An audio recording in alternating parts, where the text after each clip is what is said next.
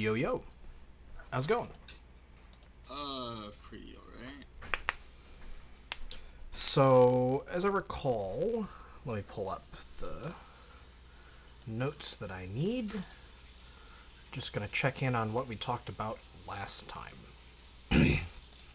We talked, right, about reframing towards like a kind of a more, a mindset more about like punishing mistakes, right? Yeah.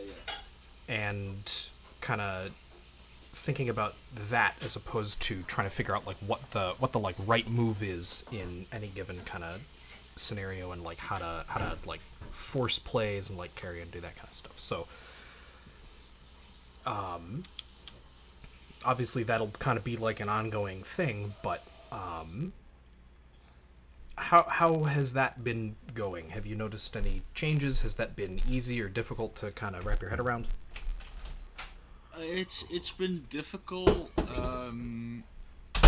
because to know what a mistake is, I kind of have to know what the right thing to do is, in a Sure. sense. And I'm Silver KW. I don't know what the right play is often enough. So like, there are moments I try to make, uh, like, I try to make a play where I think, okay, if the enemy misplays here, I just get a kill. Mm-hmm. Or I try to punish bad plays when I see them, but I'm still learning how to Yeah. create those scenarios myself. I'm Yeah, mostly and like I think reactive, and I need to become more proactive with them. I actually think the opposite is true. I actually think that you're too proactive, and I think that you need to become more reactive. And that's kind of the key idea here, right? So, especially when you're playing from even, right? Mm. The game is designed in such a way as to kind of present a defender's advantage, right? So this is actually like a really kind of nice, important concept. So I'm gonna like kind of screen share and talk through Fair. this. So let me turn on No, screen and share. I can see where that's kind of from. Yeah. So when I so there are a couple of different ways in which defender's advantage exists, right? So let's talk about like all of them, right? So I think one of the clearest examples of defender's advantage is turrets, right? You know, if you're in your territory and you fight somebody else, like they're going to take turret aggro, and that's like a huge advantage to the person who's defending, right? Yeah. Like absolutely hysterically enormous, right? We see the same sorts of things in the middle of the lane, but instead of your turrets reacting and protecting you, it's your minion line protecting and reacting you, right? If you're close enough to them, right? We also see this in just the way that movement and skill shots work, right? So if you're moving towards somebody and they have a skill shot, right? Then when they fire the skill shot, like if both of you are moving in like this direction, right?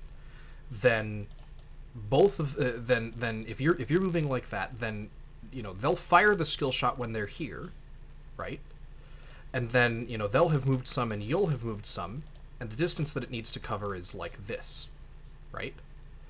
Compare that to if we start and we're moving in the opposite direction, right? Like you're actually moving like away from them and they're trying to throw a skill shot, right? So again, they fire it when they're here, but then you move a little bit, they move a little bit. Now it has to go like this amount of distance, right? Like almost twice. Right? So the person who's moving forward, the person who's being aggressive, right, is easier to hit. So all of these things add up to like playing reactively and playing kind of like passively are like literally statistically rewarded by the game, right? Like that's actually just like a stronger position, right? And Yeah. the reason that it is that way is, like, really good, right? Like, I mean, if we think about it, right, like, if there were no minions, if there were no towers, right, what would happen? There would just be the person that is stronger and the person that is weaker, and the person that is stronger solo kills the enemy person, like, every time they try to do anything, and the weaker person is just doomed, right? Like, there's just no way to survive when you're weaker if there's no defender's advantage, right? So, when you're working at a, like, from-even kind of state, generally the person that will win is the person with the defender's advantage. Like, it is going to be the deciding factor in most fights, right? Yeah. And as the lead grows for one side, they start to be able to overcome defender's advantage, right? They start to be able to aggress even despite that, right? And if you are stronger than them, knowing that you're stronger than them and that you can overcome defender's advantage and trying to do that is a really important part of growing your lead, right? But until you're stronger than them, if you try to aggress without, you know, a good opportunity to, then you're going to get punished really hard and you're going to get put behind. And then that's going to suck a lot, right? Yeah. So this is kind of a thing that I see with a lot of people, is that they try to be proactive, they try to be aggressive before they have the means to, right? And that leads them to end up falling behind and then wondering what's going wrong, etc., right? So it's important to kind of recognize that as like a sequence of steps. First, you have to be in a position where you are stronger than them and their minions and or towers, or like whatever the sum total of their defender's advantage is at that moment. You have to be stronger than them and their defender's advantage in order for going aggressive to be correct, right? And so reframing to a kind of a punishing mistakes sort of a mindset rather than a making plays kind of mindset is just sort of recognizing that, like, more often than not, you're actually better off kind of like chilling with your defender's advantage, waiting for the enemy to get bored, and then when they get bored and try to fight you because they're bored, then they're fighting into defender's advantage, and it's really easy to win the fight, and then you win the fight, and then now you're ahead, and now you can aggress, right? Yeah. So, what do you think of that? Thoughts, questions? No. The defender's advantage is a thing you're aware of. But it's quantifiable. Mm-hmm. That's interesting.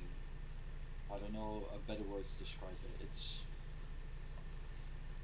Is this something that you've already kind of thought about, or is this kind of a new idea? No.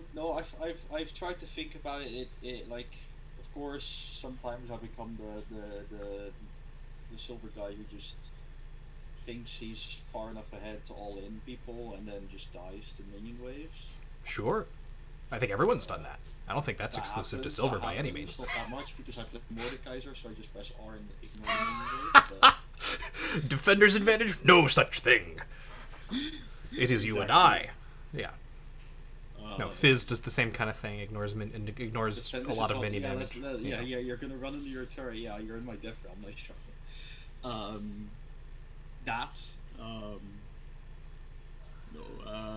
It's. I've tried to abuse it a few times in my advantage. Mm-hmm.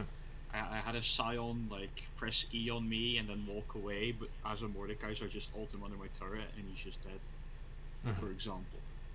But it's still difficult to recognize situations like...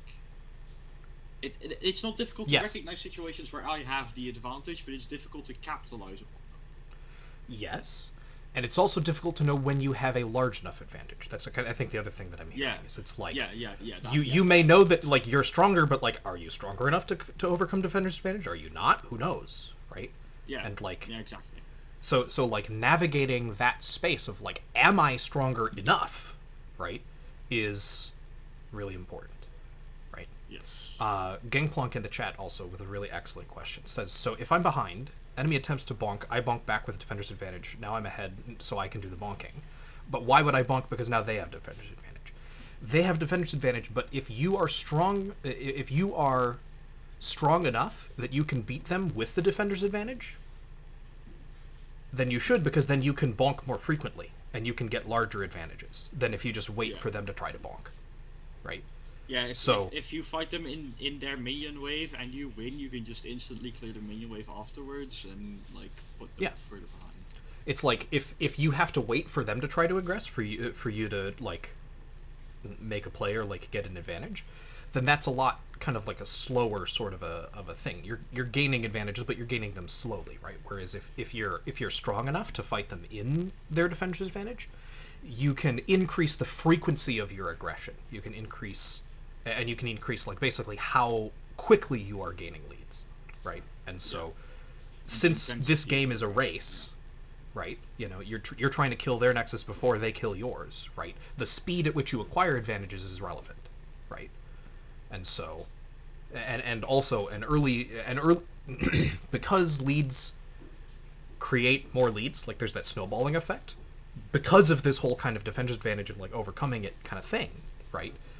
An early lead is worth more than a later lead, right? Getting ahead faster is worth more because then you have a larger period of time to actually use the fact that you are now more ahead, right? Yeah, fair. So this is all great in theory, but like in practice, as you have, you know, described, like it is actually very difficult to know whether you win or not, right? But the thing that I kind of want to hammer home is that like if you're playing to perform, right? And I'm going to draw the distinction between playing to perform and playing to learn, right? If you are playing to perform, then your ideal move is to just play sort of reactively with defender's advantage until you are very certain that you are ahead enough to play more aggressively than that, right? And like, yeah, you might be missing opportunities to get ahead faster. That's what I usually do as well. Yeah, but like you're generally gonna be like, you know, it's very difficult to. It's not very difficult. It's like much harder to fall behind when you're playing kind of reactively with defender's advantage, right? Like you're just in a safer position in general, right? There's like lower variance, right? So, and there's like typically there's going to be a period where you'll have to play like that before you're allowed to just like straight up like walk at them, right? I think there are very, very few matchups in the game where somebody can like straight up 100 to 0 you in your minion wave at level 1. Like that's pretty uncommon. I'm sure that they do exist, but it's not typical. It's not typical. So you have to be, you know, and if you're gonna get zoned off of your minion wave at level 1, that feels pretty bad, right? So it's possible. It's possible. It definitely is possible. It definitely is possible. Just but big jacks and just zone them off the minion wave. Totally. So the key idea here though is that like you're always going to want to play reactively first and like proactively second. You know what I mean? Like if both of them are going to exist, then it's going to be in that order, right? You never start by playing proactively and then move to playing reactively, unless playing proactively didn't work and now you're behind, right? Like that's the only time when you do that, fair. Right? So the kind of thing that you have to learn is like it's not like an infinite possibility space, right? Like you're always going to kind of start over here and then at some point move over to here, right? And so the like key choice is like when does the move happen, not what is the move, right? Yeah. So that's kind of what I'll look for is like, so we're going to get into a replay pretty soon here, but when we look at the replay, right? That's what I'm going to kind of be looking for. Is I'm going to be looking for like when do you turn on the aggression and like how does that work for you, right? Yes. Because especially when you're in especially when you're in like a losing matchup where you're like weaker just like straight up comparatively, right? It's like the only way that you're going to win fights is if you have a defender's advantage. Yes. Pretty much. And that's not strictly true, right? Like about defender's advantage. Cooldowns and things. Yeah. Would jungle presence be considered such a thing? So let's say your jungler is there and the jungler isn't. So I like to talk about like like 3 different advantages within the game, right? Defender's advantage being one, another being numbers advantage, right?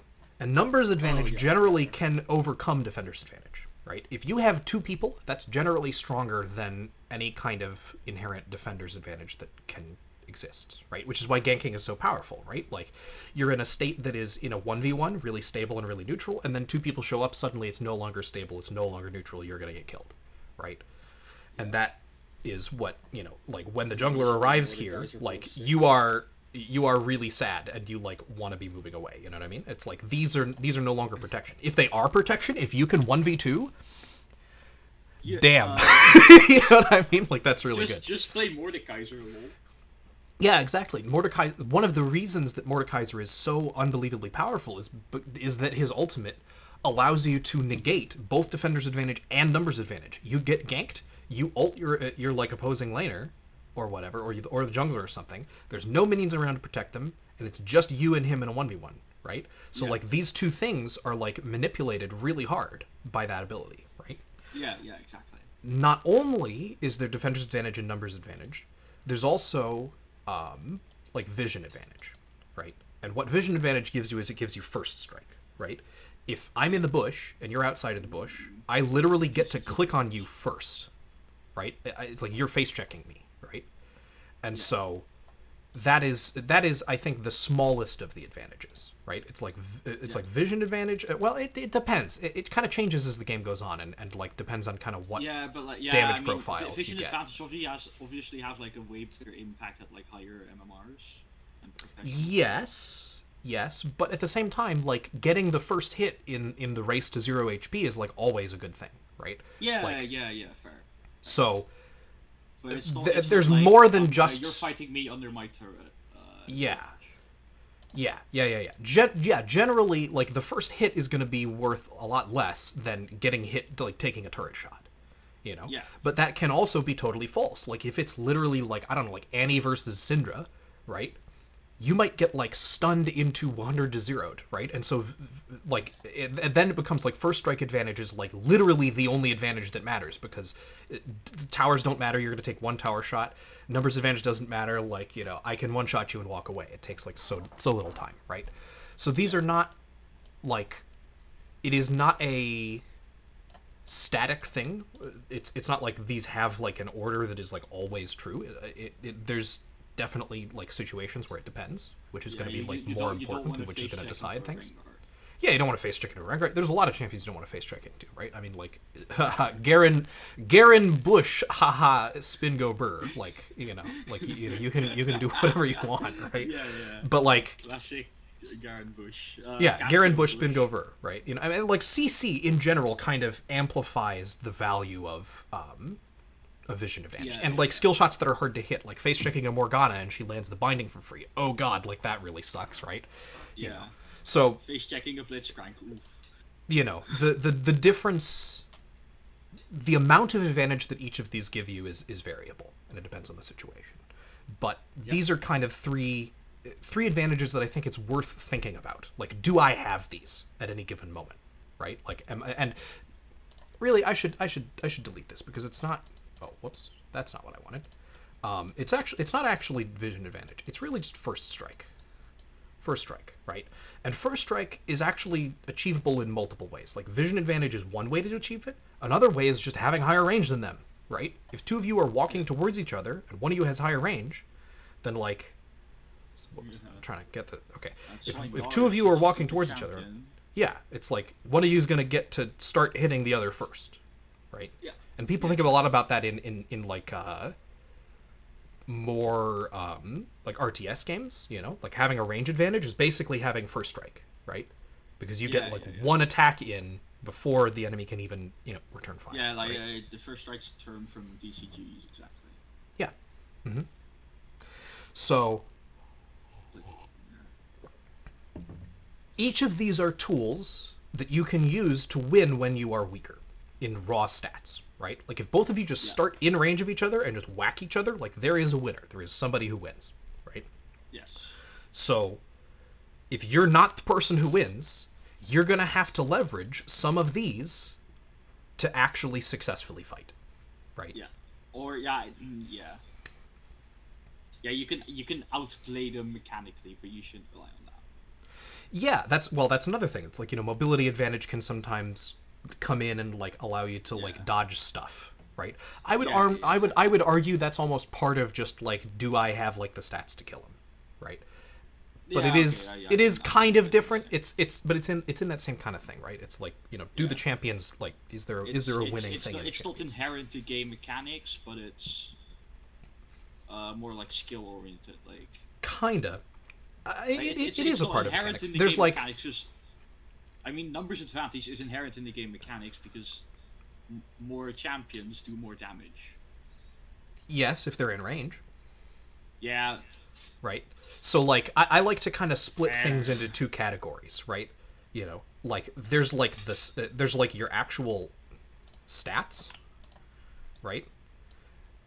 And this is going to like determine like your total DPS, right? And then, opposed to like, combat stats, you have more like mobility focused stats. And combat stats include defensive stats like HP, armor, MR, shield amount, like all this kind of stuff, right? It's like there's like the damage chunk of the game. And then aside from the damage chunk of the game, there is also like the mobility, positioning, range chunk of the game, right? Yeah.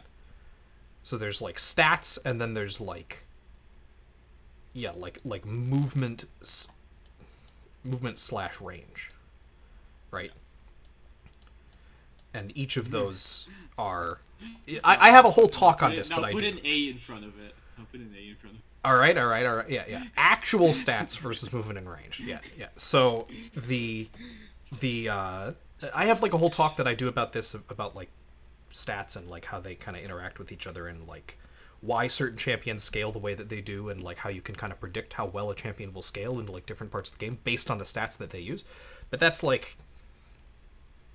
getting off topic. So the most important thing here is defense advantage, numbers advantage, and first strike are generally going to be the tools that you're going to need to leverage to win in a position where your stats are lower. Yeah. Right? And those stats could be in like summoners as well, for example.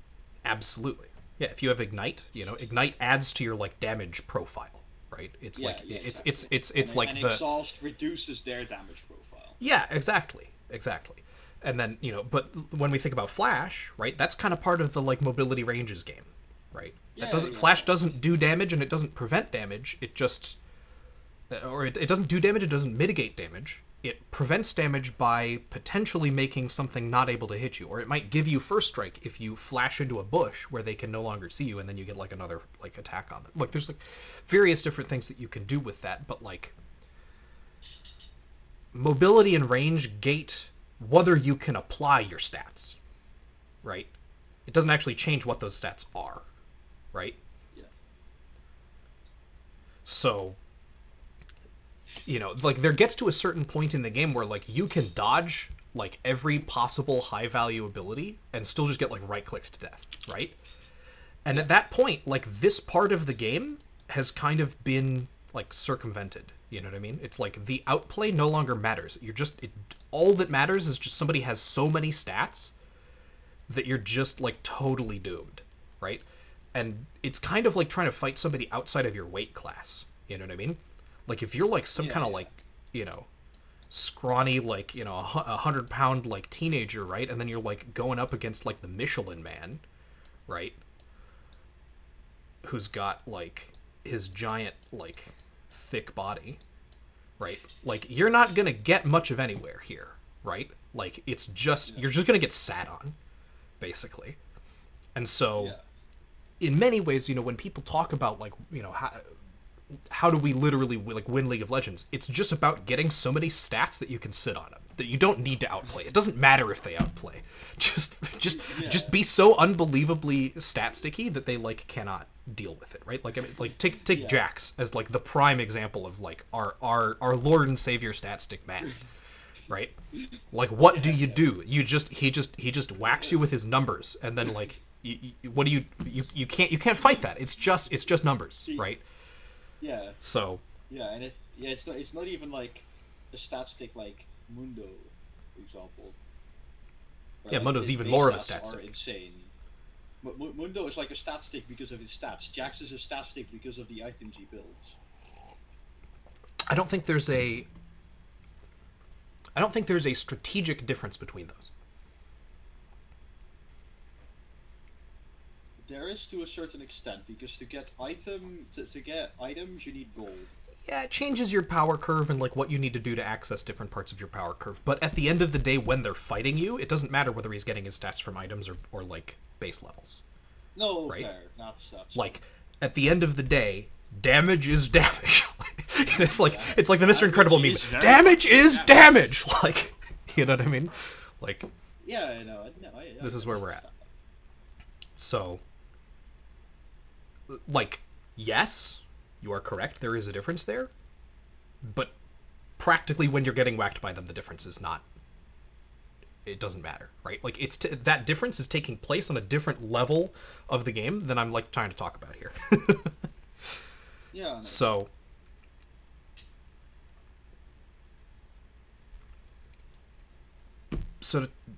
all of this is in service of talking about like how do you survive awkward matchups, and we were talking too about like reframing to like punish game, right, as like an idea, right? So if you go aggressive without like a good reason, right, like they're temporarily weaker for whatever reason because their defender's advantage is down or you have numbers advantage, you know, if you don't play with these things, then the stats are against you, right? Yeah. And sometimes outplay isn't enough. Sometimes you can hit everything and dodge everything and still die, right? And yes. You also have to take into account like how likely is it that you hit everything and dodge everything, you know what I mean? Like that's the kind of thing that you can think about too. Yeah. You know, like if you know that like you're a mechanically superior player and like you've consistently demonstrated that you can outplay people, that's one thing, right? You know, like I'm not going to tell like a, you know, Grandmaster Smurf not to like all in the guy and just expect himself to outplay. Like he can do that, you know? Like that's actually like a reasonable thing. But yeah. But I'm not Grandmaster. I wish I was, but I'm not. Yeah. Mayduke, yes, the VOD will be available later. I'll be uploading this. So yeah, so this like all of this kind of stuff is sort of why just trying to make plays doesn't end up working out a lot of the time, right? Understanding when you're stronger and weaker is a function of not only your stats and your mobility stuff, but also these kind of like more circumstantial factors, right? Yes. And so paying attention to these is going to help you to navigate that problem where you're not sure whether you're stronger or not. So yeah, so let's get into the game and let's think about these kinds of things, right? Let's think about stats, mobility, defender's advantage, numbers advantage, and first strike, right? And see how they apply to what happened in this particular game. How's that sound? Yeah, that seems a solid idea. Okay, so go ahead, hit me with the VOD. I'll go ahead and stop screen sharing now because we can just use Q.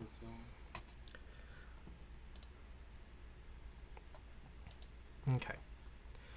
So we'll skip ahead. I'll skip the like analysis of like the lane matchup and everything, and we'll just kind of like watch what happens, right?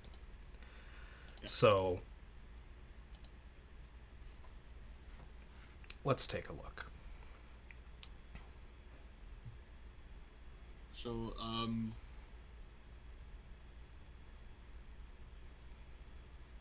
yeah, notice I'm against the Quinn and I took MR runes, I'm trolling. Got him. It is what it is. So, you know, happens to the best of us. And to sure. Me. Let's just talk about this. So why? Let's talk about this. Why are you standing here? Why not here, or here, or here, right? Yes. The reason I am standing here is because I want to last hit the minion that is right in front of me. Quinn is pushing the wave, and Sure. So there's multiple how different positions that you could do. Yeah. Right? Like how closer I am to my minion wave, how better the trade will be for me. Yeah. If you stand here, right, then that is the position that is most protected by the minions that you have. Right? Yes. And so it's like it's like this like double constraint, right? It's like here is like kind of like where you're like protected by your minions. There's like where you need to be to last hit the minion, right? And so kind of everything in this like overlapping space is like where it is like reasonable to stand, right? Yeah. And this is going to be happening throughout the laning phase, right? Yeah. Why are ranged minions obnoxious?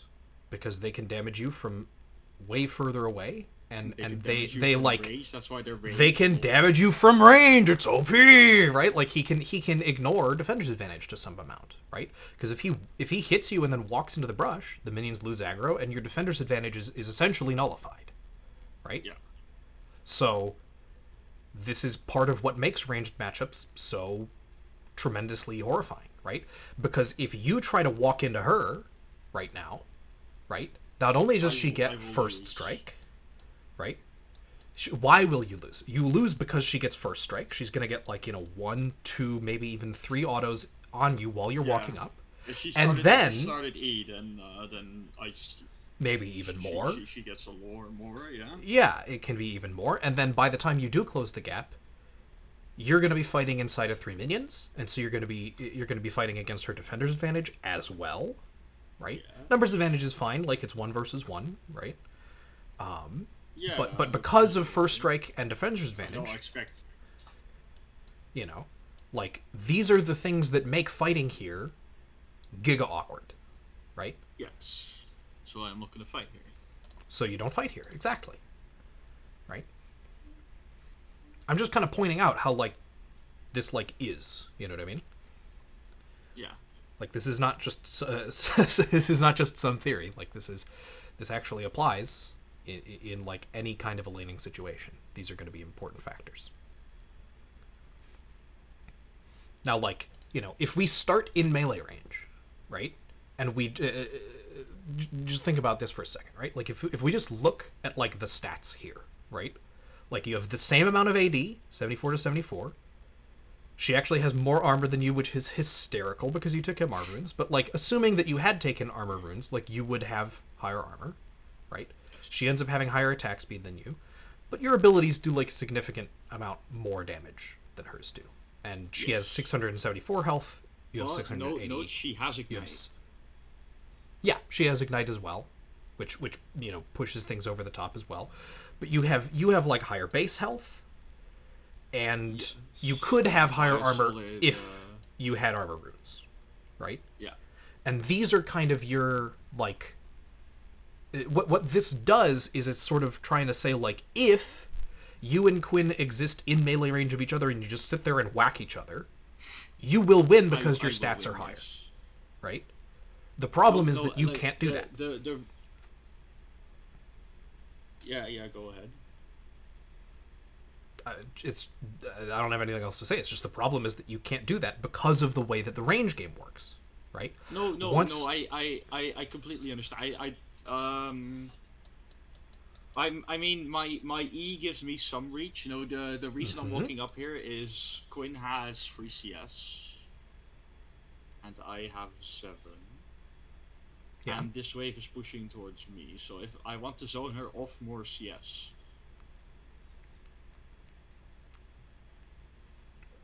So how are you going to do that? I'm going to walk up, and then whenever she tries to do anything, I press W and I win the trade because got him.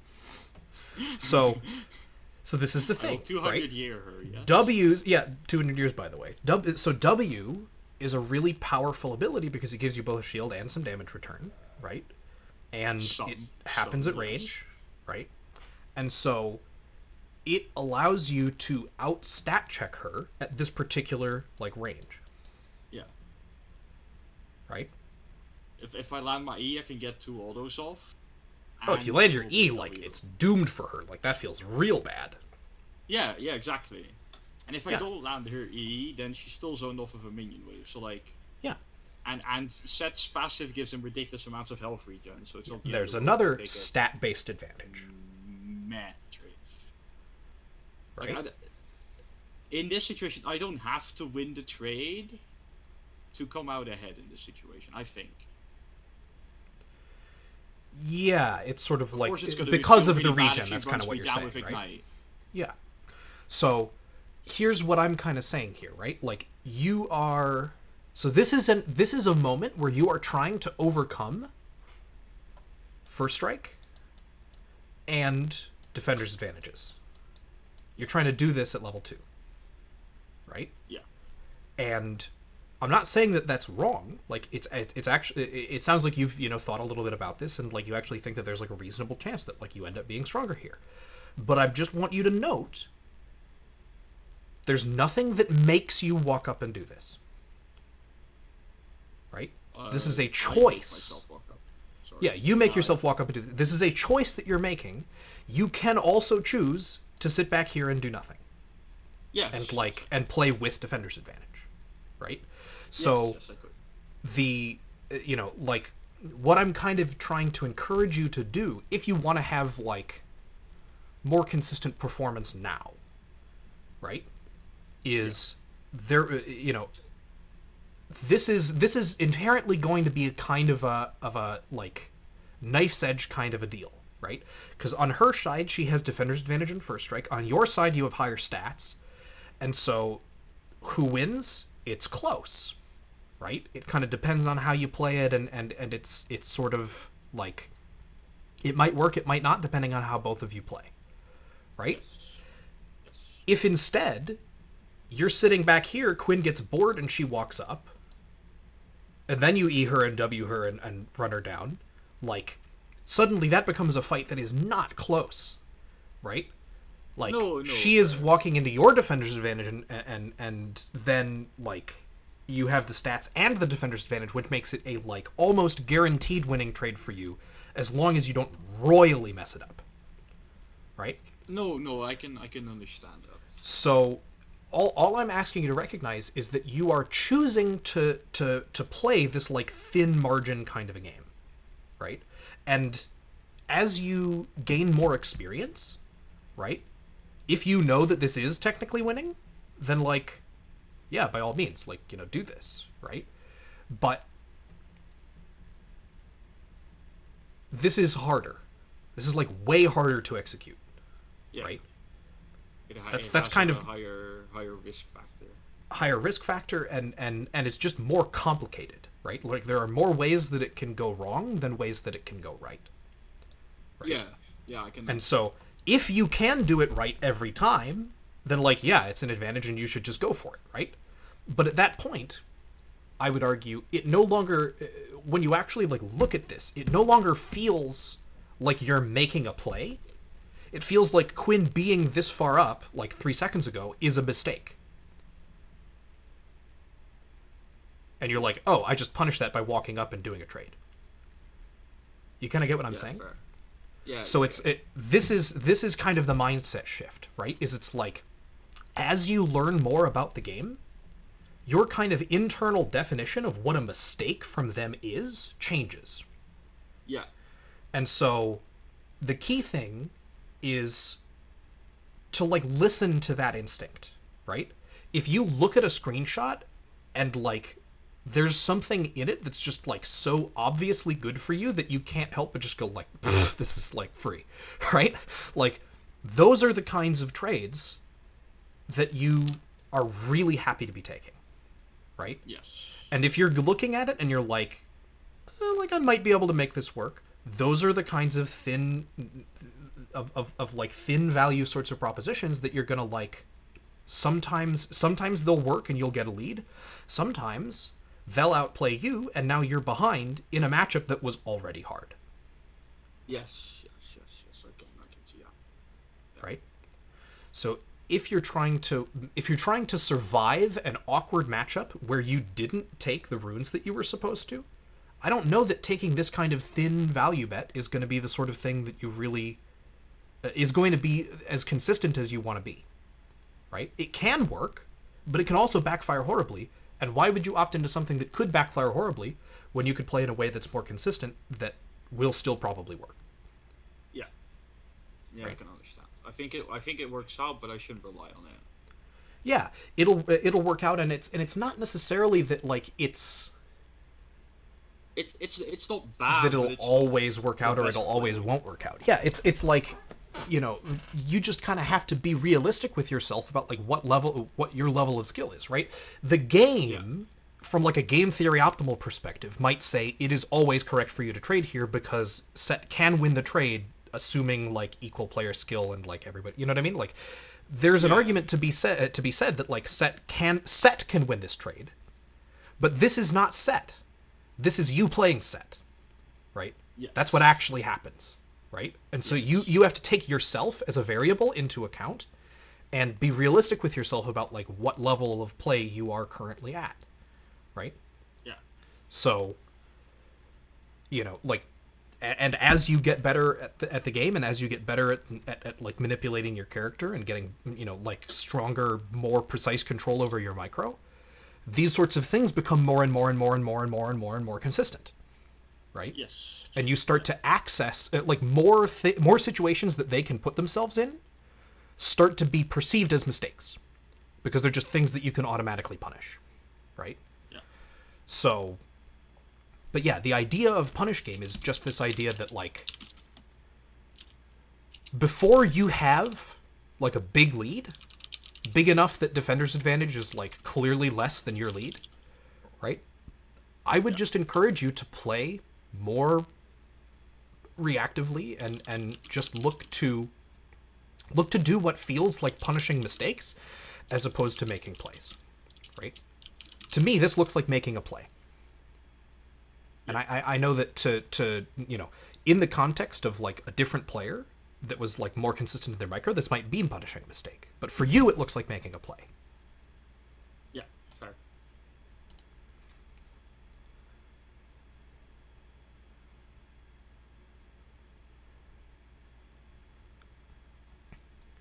And so as we can see, you know, she kind of messes it up. She doesn't get the very final auto, right? Yeah. And so in this particular situation, it works. Trade, yeah, she would have hard won the trade. It would have been so bad. Like, now you're getting, like, zoned out of, like, the next 4 waves of CS. You know what I mean? And it's like... or not necessarily that, but, like... That. True. And I'm glad that you bring that up. But... you know, like... as much as I am. Yeah, right? But it's like... this just kind of reinforces my point, right? Like, This is a basically even trade. You're basically saying, like, I'm happier to trade evenly with you. And I don't know, in this matchup where she kind of has the advantages, I don't know that trading even is something that you're particularly excited to be doing. I think I am. Okay. I think I am. Because that's HP regeneration and Dawn Shield. Mm-hmm. Probably.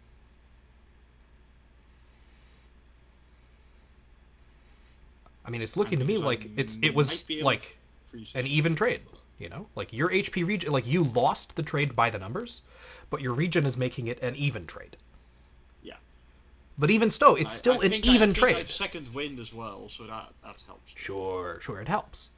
But my point is, why go for even trades when you could go for winning ones?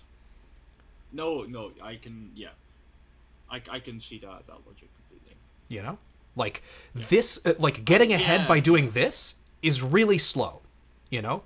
Like, maybe you're gonna, like, get, like, a 50 HP advantage, you know, over time by doing this, right? Fair. Where if you just sit in your minion wave and you let her walk up and then you do the exact same thing that you did, but the context of it is happening here instead of happening here, you don't take her minion damage, she takes some of your minion damage, and suddenly it's like a 200 HP minion difference. Like, you literally can do the same thing, just in a different spot on the map, and it's like, Yeah, I know. Like, I really good, right?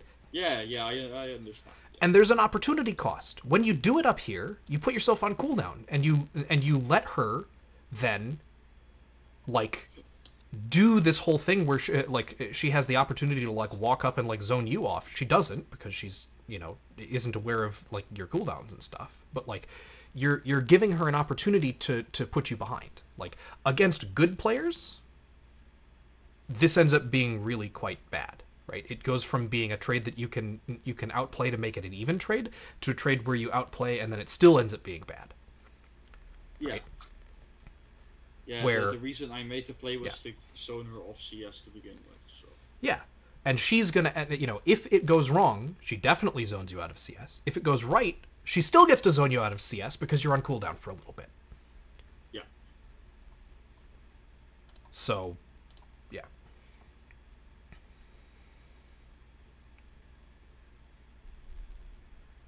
Oh, I ordered a minion there. Hush. extremely unfortunate, but that actually I think is good. So let's talk about what's different in that trade versus the other one, right? Look at where you are. I actually have minions this time. You actually have minions. Less and she actually minions, takes like 3 or 4 fine. minions. Yeah. Less minions, fine, but I still have minions. Yeah. And that's the sort of thing, like, this is more towards what I would want to see. Yeah. Yeah. And now you can see, like, this is a trade where you come out on top, right? Like, you actually get, like, a significant HP lead from this. Yeah. Right? Yeah, this is the kind of thing we want to see more of. I'm up like 200 health or something right now. Right? Yeah. It's, like, really good. I'm right? up 200 health, and I have D-shield plus regen. Like, yeah. And now she's on cooldown. You can walk in. Oh. Mystery. Oh, Pepe hands. And then no W on the return. So now she gets like an awkward trade on you. Like what? Yeah. Okay, if we go back right here, if I can talk in retrospect. Yeah. Like. No, like not here, not like the like here. Where like this. Yeah. Like what I should do right here is flash here, E. Oh sure. Auto. It's actually E-flash, I believe. I think you can actually E-flash on set. I don't know. I know you can W flash. I think I do that like way later into the game, but sure. I think E-flash works. It's worth testing. I don't know if you can E-flash because E is like pretty much instant. I should like flash E into stun. And at that point she's at this side of me. Yeah. So she either runs that way and I have defender's advantage, or she runs that way and she has to run through me and my W is on like a 2-second cooldown at that point. She also has flash up. Yes. So she can flash over you to here and then trading go. flash for flash is worth for me. Okay. Again, I'm going to go with that's an even trade. And you can argue that it's better for you because of the way that the matchup works. But we want to look for things that are better than that. No, I can understand. No, like, you're not wrong. Okay, it is an advantage for you. Like, okay, even if we trade flash for flash, like, the flashes trade is even completely, but, like, if I flash E does, like, 70 damage right now, then auto with Q, so, like, she's like 100 health or something. Yeah, I hear what you're saying. She's like 100 health, and then she has to back off, because Carthus is topside. Yeah, I'm not saying that it's. I'm not saying that it's bad. I'm saying that you can get better. No, I can understand where you're coming from with that. And that you should try to look for better. I think I could have killed her here if she misplayed, or I could have gone like a solid lead if she didn't. Yeah, no, I think it's a positive EV play. But I think that there's almost certainly a situation where, like, she's gonna put herself, like, because this is a player that's in the elo that she's in, I think that it's reasonable for us to expect that at some point she's gonna put herself in a situation where you flashing guarantees a kill. Yes. And I'd rather you have flash. Yeah, I'd rather you have flash up for that. 45 seconds, but yeah. You know, it's like, It happens in 45 seconds. I die, but like Yeah. Spoilers. Yeah, and this is kind of the sort of thing that I'm talking about in terms of like there's like a certain amount of like not respecting your opponents that's like reasonable to do in this elo, and I think this is one of those situations, right? Like if you're not sure how she's going to play and you think that she's like a good player, then like flashing here and doing the E combo and like trading flashes is good because it's like that's like quote unquote like the best you're expected to be able to get. You know what I mean? But against bad players, you can be like, yeah, I could do this and this would be fine. You know, I can make 10 cents off of this. But I think that you're a dummy that's going to gamble even more, and so I'm not going to punish you here. I'm going to punish you even more in the future. And I'm going to like predict that I can get more value out of my flash in the future because I know that you're a bad player. Yeah, fair. That's kind of the idea. Yeah. So, and that's what I mean. It's not bad. It's not wrong. I would take that flash, playing in the elo that I play in. But I don't think you should. And if I was in your elo, I wouldn't take that flash. I think you can find better. I can understand that.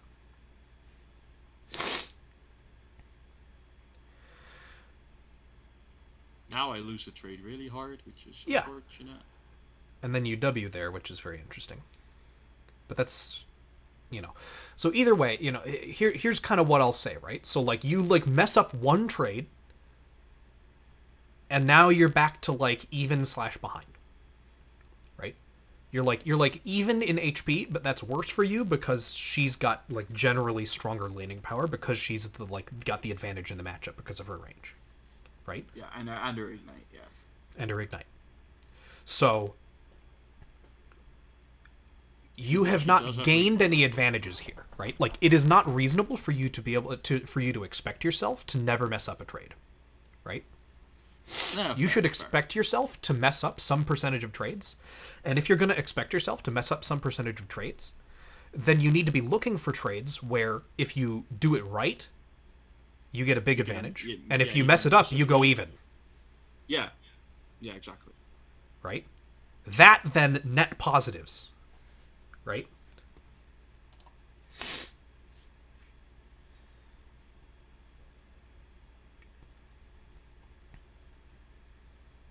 So she walks in, she autos you a bunch of times, you W and do like a good amount of damage to her.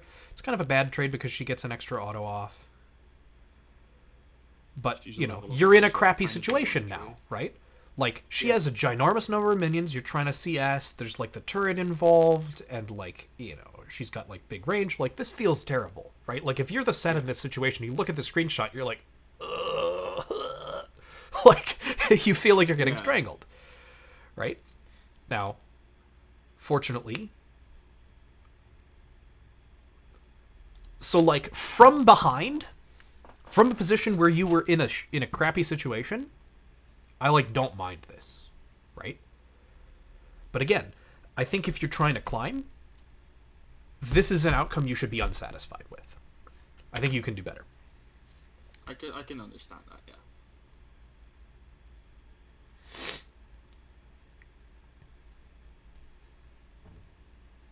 Oh shit, my APM solo, sorry.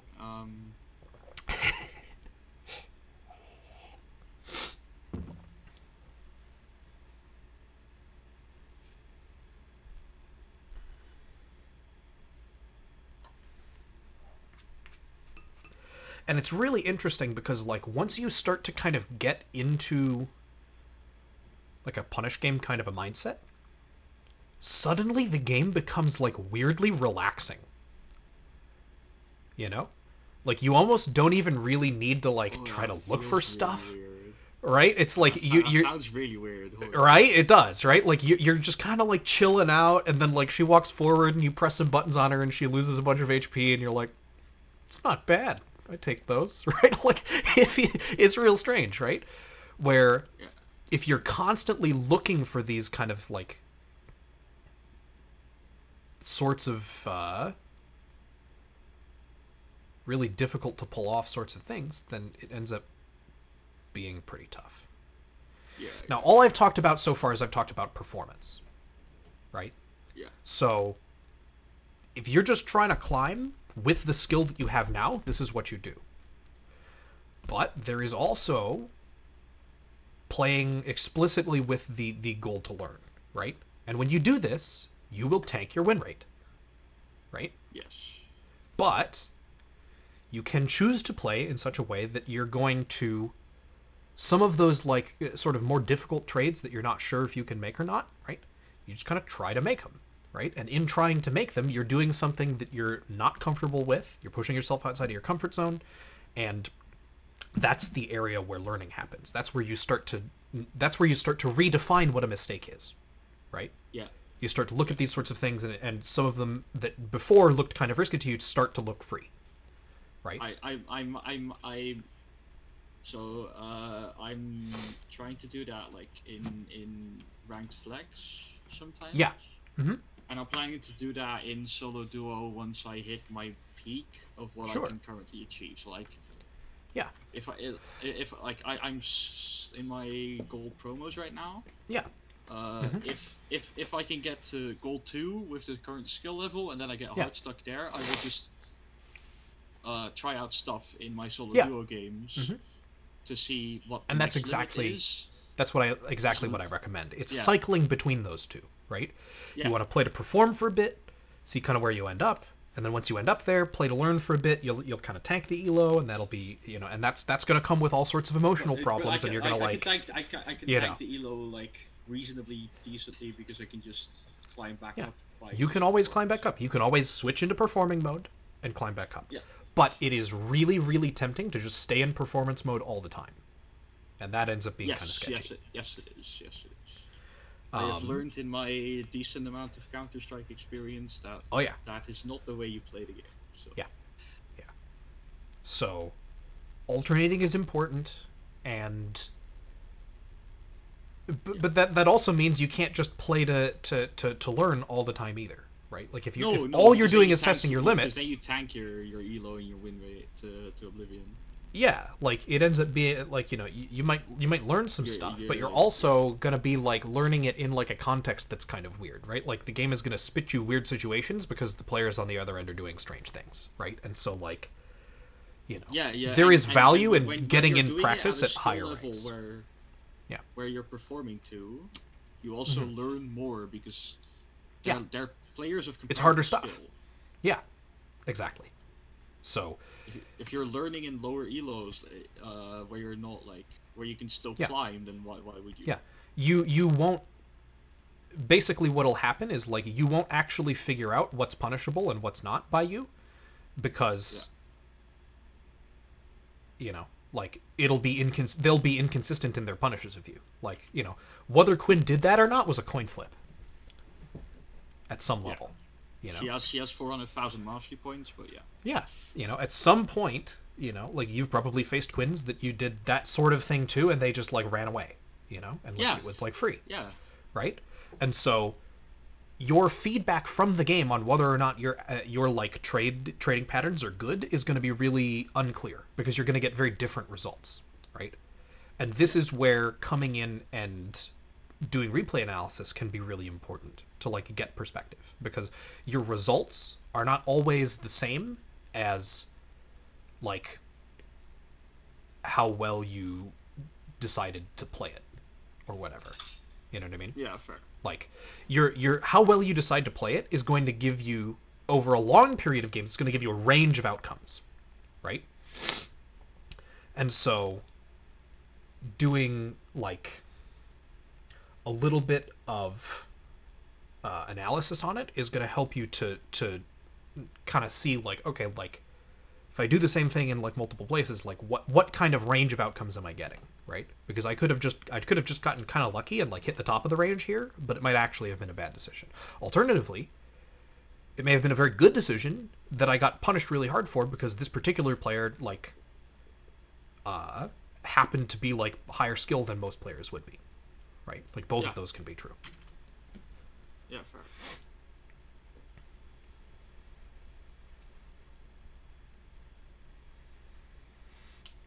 As an example of that sort of thing, like you might be like a jungler and you might be like playing in lower elo and you might expect people not to counter jungle you because they just like generally don't, Like most people don't. Yeah.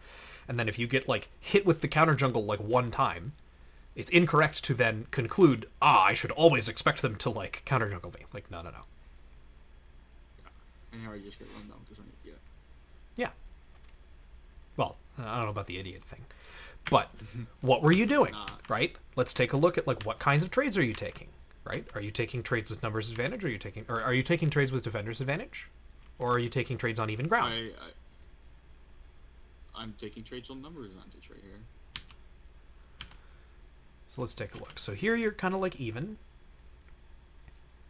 So she doesn't actually take any minion aggro for that. Straight. Intrigue. Yeah. So even though you are standing next to your melee minions, or next to your ranged minions, yeah, your ranged minions are not in range to actually aggro her by the time she walks away. This is too far forward. Fair. I want that CS though. Sorry. But is it worth it? I think so. Okay, so you come up and you get it. I don't. And you take that much damage. Is it worth it? If you continue for 2 more seconds, now it's worth it. Is it worth it? Is it worth it? Now it's not worth it anymore. I mean, she's taking minion aggro, but it doesn't matter that much. Yeah. Minion aggro is never going to make up for the fact that you just got full comboed like twice. True. 1 CS, you traded 700 HP for. And, like, yeah, you, like, did some damage to her as well. But, like, on paper, right, is dealing, I don't know, like, what is this? She's at basically 600, so you dealt, like, about, like, you know, once minion aggro finishes, right, maybe, like, 300 damage to her, and you got 1 CS. So is 300 damage to her and 1 CS worth... I didn't even get Yeah, you didn't even get the CS. So is 300 damage to her worth 700 damage to you? No. I just don't think so, right? So it's important to like fact check yourself on these things, because if you need to be able to look at this, or not this, you need to be able to look at this and say it's not worth it. Yeah, I do that. I do that on some channel. I do that on I do that on stuff that doesn't have a W that like embodies. Yeah, set is weird. It's some trades that feel like they would be worth it end up not being, and some trades that feel like they would not be worth it end up being totally worth it because of the way that he ends up being. He is a really weird champion to get like trading knowledge on because so much of his kit allows him to kind of bend these rules, right? Yeah. So playing champions that are more straightforward makes it a lot easier for you to kind of keep track of these sorts of things and learn these basic rules. Set's the most difficult juggernaut, but he isn't like... No, he's no Akali, right? But yeah, even so, I'm just pointing out this is making your life more difficult when you're trying to learn this fundamental skill. Yeah, I'm not saying that you can't do it. I'm just saying it's more difficult. I don't know. I mean, like, you can, or you can keep doing this. You know, I'm not going to tell you to not do it just because it's more difficult. I just want you to recognize that this is more difficult. That's all I'm doing. Yeah. Fair. So I die here, like... Yeah. Here. Yeah. That's where I die. Yeah. And, you know, like, the things are, you know, like, the minions are in awkward spots, and so, like, you know, there's, like, worry of getting, like, you know, flanked from, like, various different angles. You know, it's, like, feels really, really terrible, right? So, like... It's over, but if I mean, I'm set, I scale because reasons. Yeah, I'm set, I scale because reasons. But I'm just, you know, I'll point out, the way that you got yourself here was by trying to take even... trades that, like, by your evaluation are going to end up even or very slightly positive for you. Yeah. And if you should go for trades that put me at a lead. Yeah, you should look for trades that actually give you an advantage. Just trading to trade is, like, a really easy way to just die. Yeah. I should look. Hello, intro. I should look for those mistakes instead. I should look Yes. for enemies trying to trade for the sake of trade. Yeah. Exactly. Because if you, let me be real with you, right? If you just sit on your casters, like behind your casters, this Quinn is going to start molding, like really fast. Okay, she's gonna be like, "Fuck this guy! He needs to walk in range so I can auto him," and then she's gonna get mad, and then she's gonna walk forward and try to auto you behind your casters. Tell me I'm wrong. Like, it's gonna happen. Okay. You're not wrong. And then like, if I tell me I'm flash, wrong. I flash E, walk to the other side, alter into my turret, and She's doomed, right? And you can do that. You just have to give her the opportunity to make the mistake. And this is what I was trying to get at last session, right? Is this idea of if you walk up, she's never going to walk forward. It's just not going to happen, right? She knows how to play when you walk forward. She could. It would be the biggest mistake of her life. Yeah, it literally, on 0 levels does it make sense, right? But if you give her a line of play that makes sense on like 1 level, but is like wrong on levels like 2, 3, 4, 5, 6, 7, 8, there is a chance that she's just thinking on that first level, right? You give her an opportunity to make a mistake. You invite her in. You say, "Come, please, harass me under my minions. I am just a poor, weak set. I can do nothing." And then you flash on her and kill her. And she's like, "Fucking stupid, dumb champion." And you're dead now. Riot 200 years. Like, you know, like this is what you're gonna make people sound like, okay? Like, for real. So Karthus doesn't have ult. Yeah, I don't have numbers advantage. Yeah. So Karthus ult, numbers advantage from across the map. How weird is that? Very strange. Totally unusual. So as long as you can press Alt on the right side. Yeah. Yankles 2k20. Yeah. So this is the idea though, right? Take trades that are winning trades. Play with your defender's advantage. All of a sudden, your games will go from feeling so difficult to feeling unbelievably easy. They will go from feeling unbelievably stressful to, like, weirdly relaxing. This game's, like, pretty... I mean, this feels terrible! We win in the end. Oh, yeah! I totally believe that you win. I totally believe that you win. But again, the results are divorced from how well you played. Right? Yeah, no. There is so much variance here. I'm not going to say, like... I played beautifully in laning phase, snowballed my league, got 50 billion turret plates in bot lane, and I'm just getting her into a false sense of security so that I can. Wait, I can't access my match history.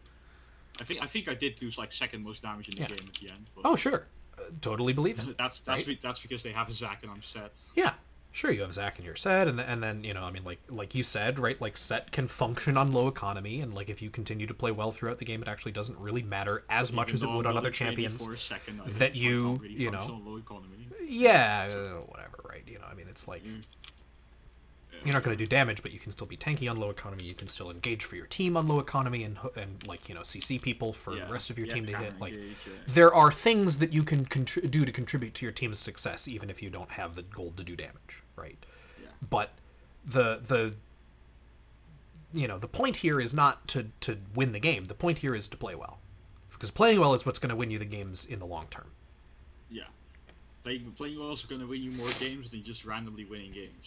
Yes. Oh no! Oh no! All of those minions are going to die to the tower.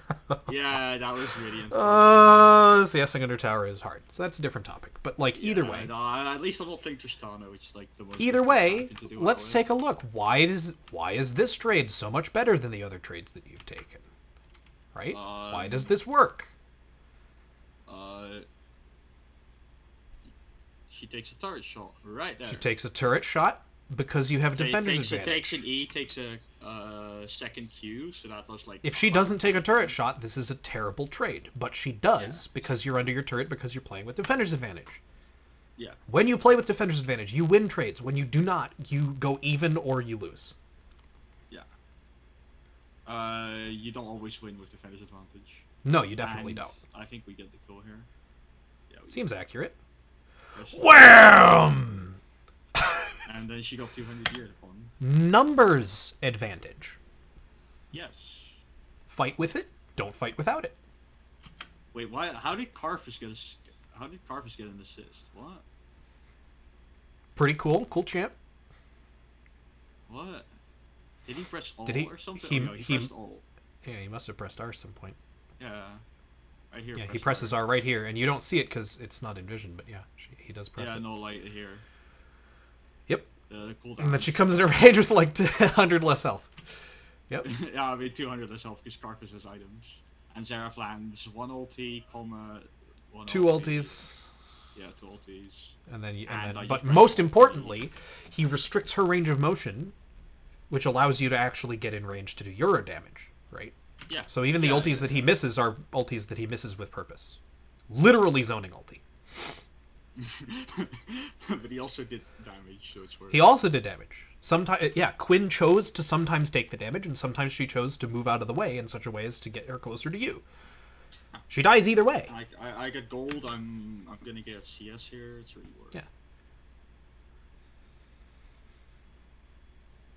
So, you know, I'm just pointing out, it's like, you know, when you follow the rules, it goes well, you know, the rules. It's almost as if fundamentals make. It's almost Hush. like. Oh, we're not gonna talk about that cannon. It's almost We're not like gonna fundamentals talk matter. about that cannon minion. No, it's fine. Cannon minions are just cannon. It's I just 100 gold. It's just 2 potions. It's not. It's just like a control ward and an extra 25. It doesn't matter that much. I could have gotten a better back here if I got it.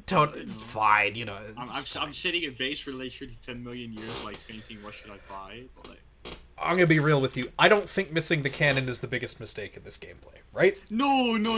Right? No. It's like it's the most obvious mistake, perhaps. Yes. But yeah. So, you know, I don't even know that we necessarily need to watch a whole lot more of this because I think you've kind of gotten the pattern at this point. No. Right? Well, I think what happens is she kills me like once more in lane. Sure, and then you come back and you probably position pretty reasonably in team fights. Or like. And you do okay. Yeah, and then in team fights, like. Yeah. Positioning's like, and then I get one like. And she messes up a couple of times, and now that you've kind of realized that you need to play with defender's advantage, you she probably started to was play with defender's advantage a little more, and then you got some kills, and then you built up work. I ulted Zac 50 billion times into their backline, and Yeah, then I suddenly did and they all die. 42,000 damage over the course of the game. Okay, well, yeah, which is only 6k less than our Carfa. Sure. Yeah. Mm-hmm. That's basically 200 years of game making experience. Sure. A Juggernaut that scales into the late game. Yeah, seems fine. So, I think this is maybe the first time that I'm feeling a little bit more confident that I've like actually communicated like what the mindset shift you need to have is. So, yeah. Like you tell me, right? Like what are you taking out of this? Like what do you think I mean when I say that?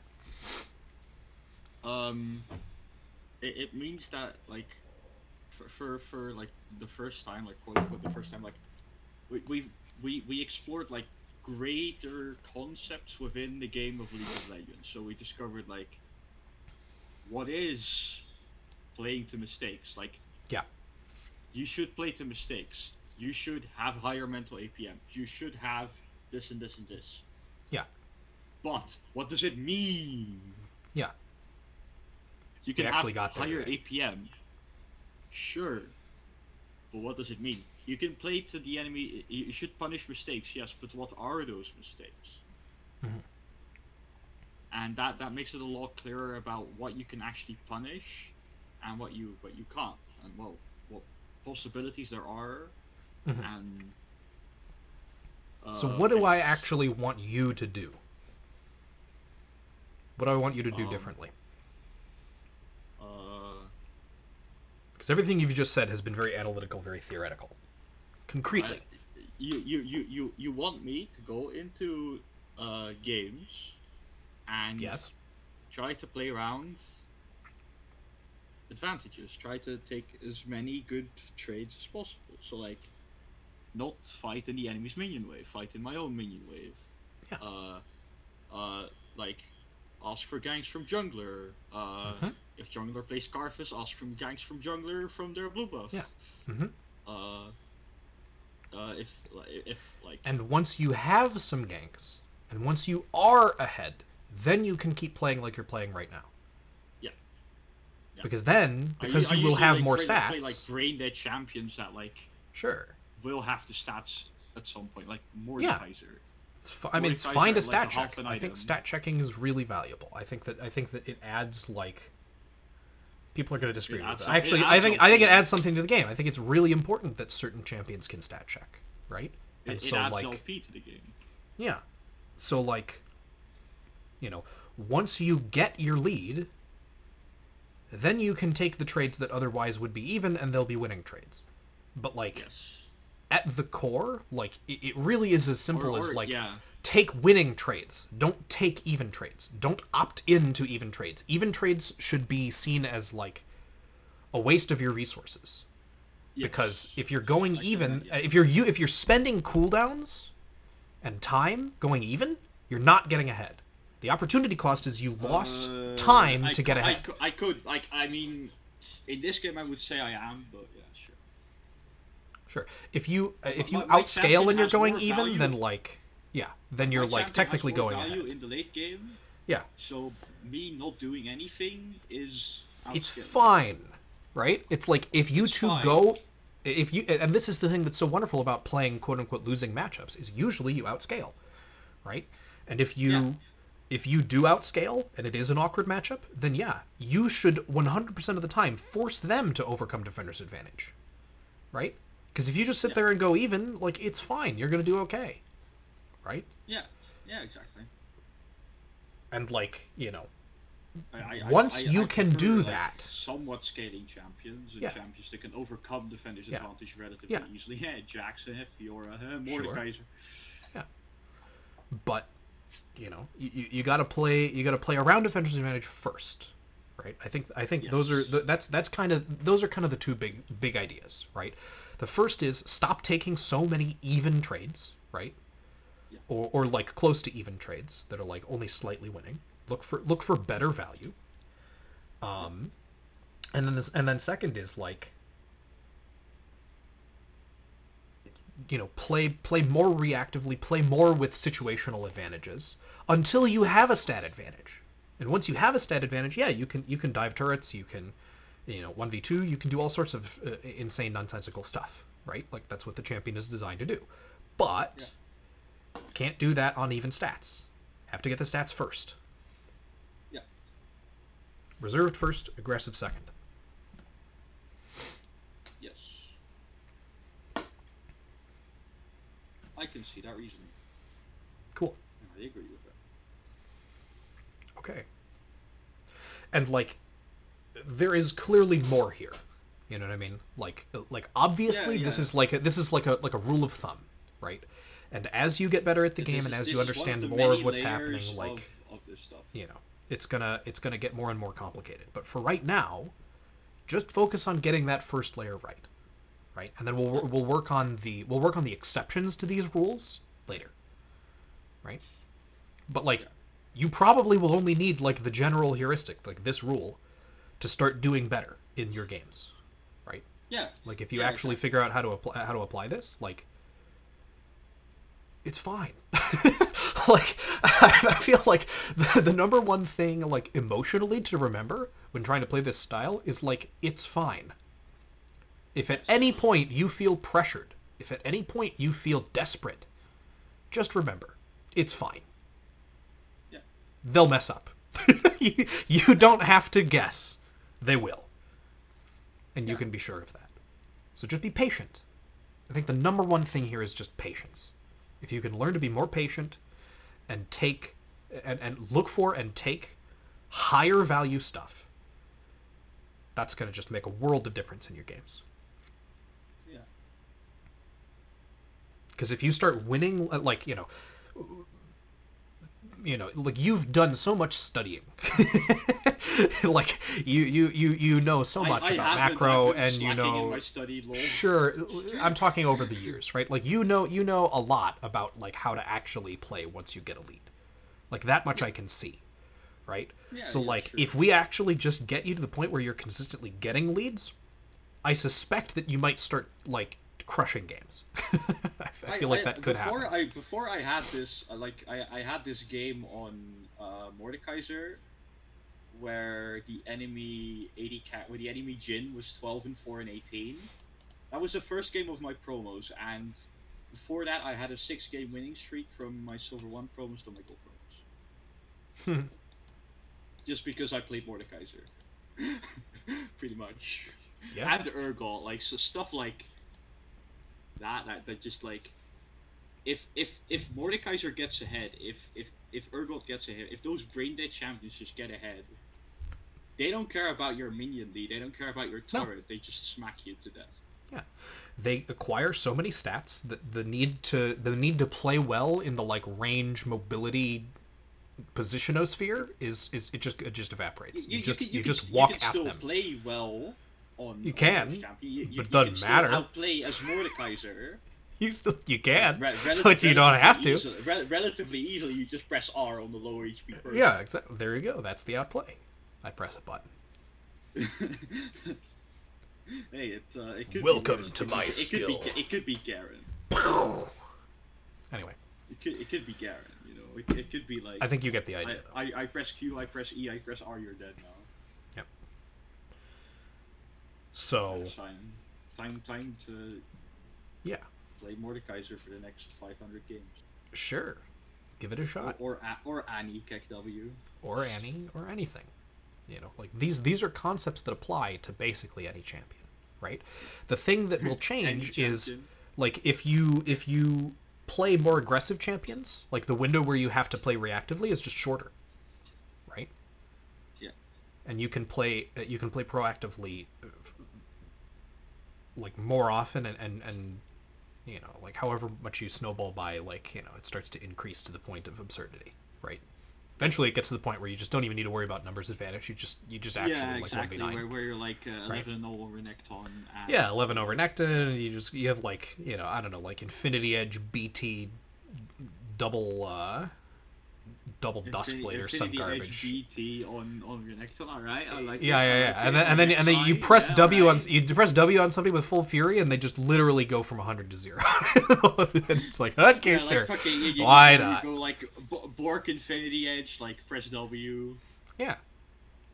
And they can't do anything about it because you can double dash into range, and you have Bork. So like, what are they gonna do? You know, it's like it just gets to a point where like they. W stuns for 1.5 it doesn't matter what they do. And you can cancel you just stat check your Q, so you just. Yeah. So, this is the beautiful thing about bruisers.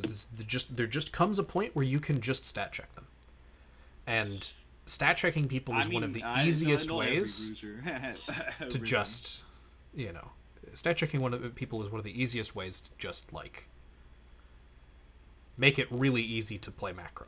Right, like if you can 1v3, it's pretty easy to either split push or team fight and just like win the game. Right, so even though you still have to do that, you still have to look for those things. Actually executing them becomes almost trivially easy. So, okay, man, I think you can do it. I think that, and I'll warn you. The first time that you have a bad game where you start getting behind, the temptation is still going to be there. Your brain is still going to tell you to go more aggressive. I know that temptation, right? So like be wary. Look for it. Catch it. And remind yourself it's fine. They'll make mistakes. Just wait for them. Prepare yourself for what they look like, so that when they happen, you're instantly tensed to pounce on them, right? Yeah. Okay, man, get out there. I know you can do it. Will do. If my league was actually like starting up and stuff, would be fantastic. Love it. Yep. Okay. Down, kick W. Alright. Yeah. We will agree a time and stuff later. Yeah. I thank I'll you message for you. this. You're very welcome. Session. I hope that it works. I know the last couple have been like kind of. I've been like slowly working my way to here, but like now that we've got here, I have high hopes. So yeah, I will. I've already been experiencing a 62% win rate in solo duo, so it can only go up from here. Awesome. Okay. Great. Well, I look forward to hearing about the results. I'll see you later, dude. See ya. Peace.